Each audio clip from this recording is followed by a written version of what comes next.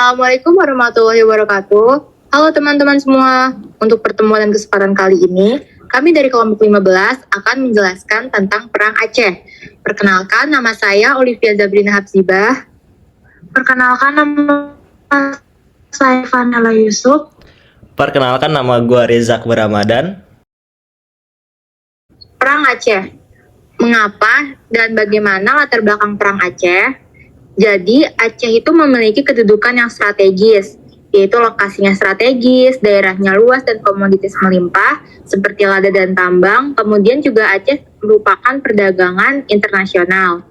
Dan yang kedua adalah dasar kedaulatannya.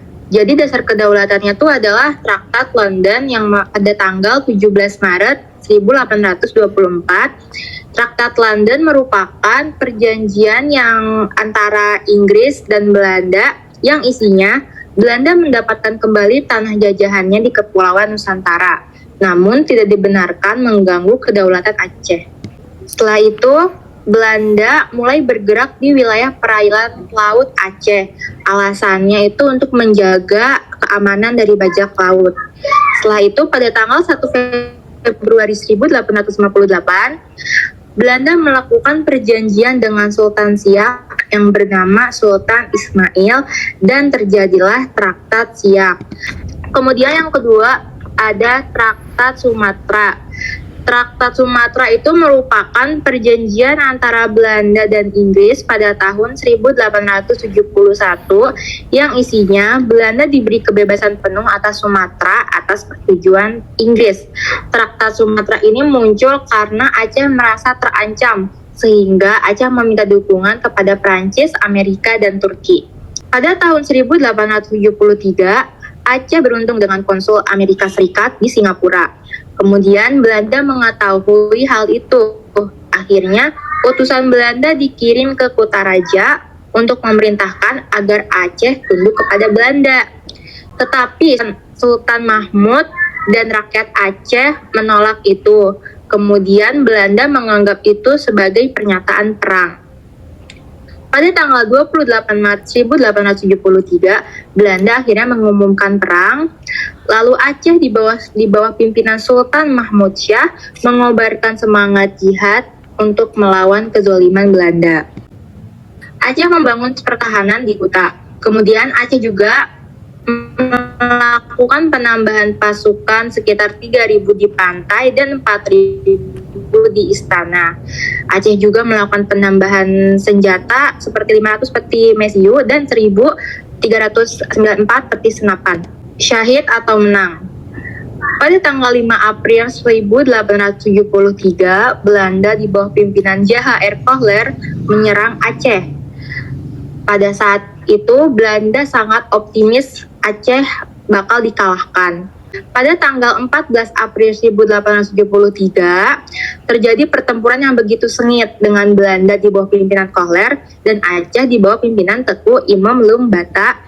Mereka itu memperebutkan Masjid Raya Baitur Rahman. Pada saat itu, Kohler akhirnya dikalahkan oleh pasukan Aceh di bawah pohon, yang mana pohon itu kemudian dinamakan Kohler Bom. Pada tanggal 9 Desember 1873 merupakan serangan kedua dari Belanda. Belanda di bawah pimpinan Jenderal Van Swieten menyerang Aceh. Kemudian perang itu terjadi di antara istana dan Masjid Baitur Rahman. Masjid Baitur Rahman dibakar oleh Belanda dan istana dikuasai juga oleh Belanda. Akhirnya Sultan Mahmud Syah melarikan diri dan ia pun meninggal karena wabah kolera. Pada tahun 1877, Habib Abdurrahman datang ke Turki dan menjalin hubungan baik dengan Tepu Ciditiro. Lalu pasukan Habib menyerah dan pasukan Ciditiro terus melakukan perlawanannya.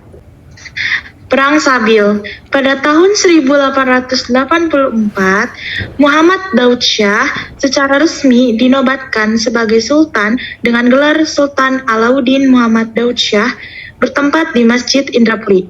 Pada waktu upacara penobatan ini, para pemimpin perang Aceh seperti Tuanku Hashim, Panglima Polim, Tengku Cikditiro memproklamirkan ikrar Perang Sabi atau Perang Sabil.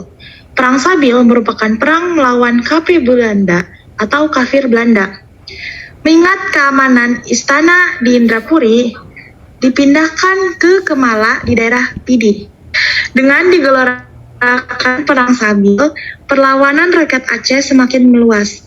Cik Ditiro mengobarkan perlawanan di Sigli dan Pidi. Di Aceh bagian barat, tampil Teku Umar beserta istrinya Cut Nyakdin. Pada pertengahan tahun 1886, Teku Umar berhasil menyerang kapal Belanda Hok Kanton yang berlabuh di pantai Rigaih. Tengku Umar juga membunuh Kapten Hansen yang semula diperintahkan untuk menangkap Teku Umar. Pada tahun 1891, Tengku Cik Ditiro meninggal. Kemudian, ada berita bahwa pada tahun 1893, Tengku Umar menyerah kepada Belanda. Tengku Umar kemudian dijadikan panglima tentara Belanda dan diberi gelar Teku Johan Pahlawan. Ia diizinkan untuk membentuk kesatuan tentara beranggotakan 250 orang dan dipercaya membawa dana 800.000 gulden. Pada 29 Maret 1896, Tengku Umar mengkhianati Belanda dengan menghancurkan pos-pos Belanda yang dinamakan dengan Het Verat Tengku Umar. Snok Hurgronj mulai menyamar memasuki kehidupan di tengah-tengah kehidupan masyarakat Aceh. Ia memakai nama samaran Abdul Ghaffar. Dia diperintahkan oleh Belanda untuk mengawasi kehidupan rakyat Aceh. Lanjut.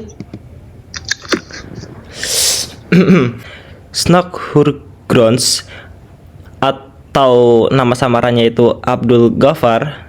Usulan Snok Hurgronj untuk melawan Aceh yaitu: pertama, perlu memecah belah persatuan dan kekuatan masyarakat Aceh, sebab di lingkungan masyarakat Aceh terdapat rasa persatuan antara kaum bangsawan, ulama, dan rakyat.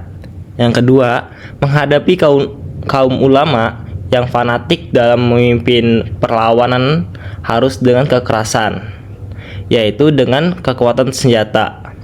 Yang ketiga, bersikap lunak terhadap kaum bangsawan dan keluarganya dan diberi kesempatan untuk masuk ke dalam Korps.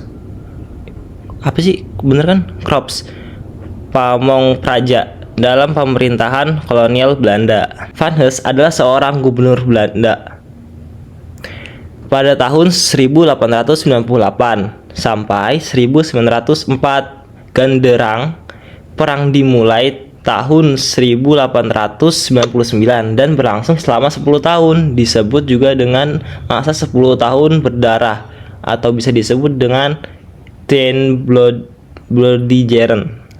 Cut Nyadin berhasil dikepung. Lalu pada tahun 1906 ditangkap dan dibuang ke Sumedang. Para pahlawan dipilih dan pesisir utara dan timur Aceh mati karena ditembak. Pada akhir perlawanan secara umum pada tahun 1912 perang Aceh berakhir. Namun sebenarnya tuh perang tersebut masih terjadi, tetapi skala kecil sampai tahun 1942. Sekian, terima kasih atas perhatiannya dan waktu luangnya untuk mendengarkan kami ini. Terima kasih. Wassalamualaikum warahmatullahi wabarakatuh. Sarang beo.